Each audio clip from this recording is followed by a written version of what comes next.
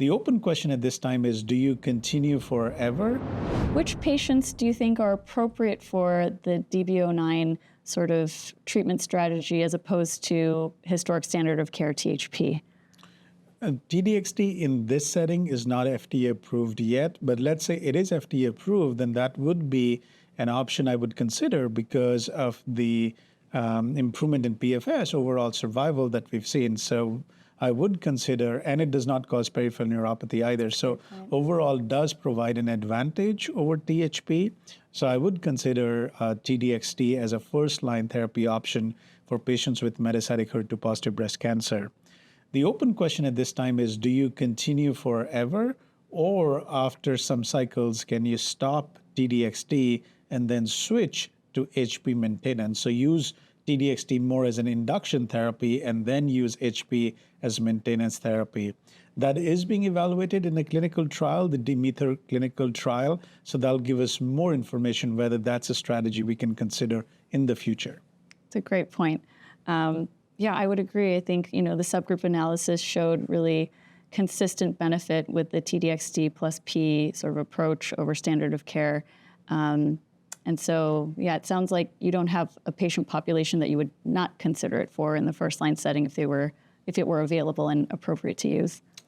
Yeah, pretty much, yeah. There are not many contraindications to T-DXd. I guess if a patient has baseline lung disease, so COPD or pulmonary dysfunction, we do know that T-DXd causes pneumonitis. So that might be a patient population where upfront I would not consider T-DXd, but other than that, that would be the preferred first-line option. I think we talked about this, but what makes early use important in your mind? Because there may be folks who are hesitant to start as first-line therapy.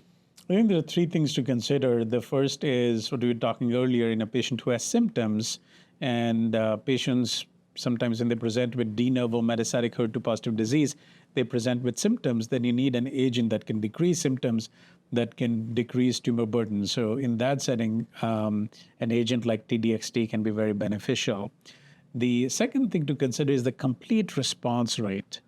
We have some patients who have complete responses to first-line therapy. It's lower with THP as compared to T-DXd, but that's complete remission. And if a patient could have complete remission, that's, from a prognosis perspective, a very good prognostic factor.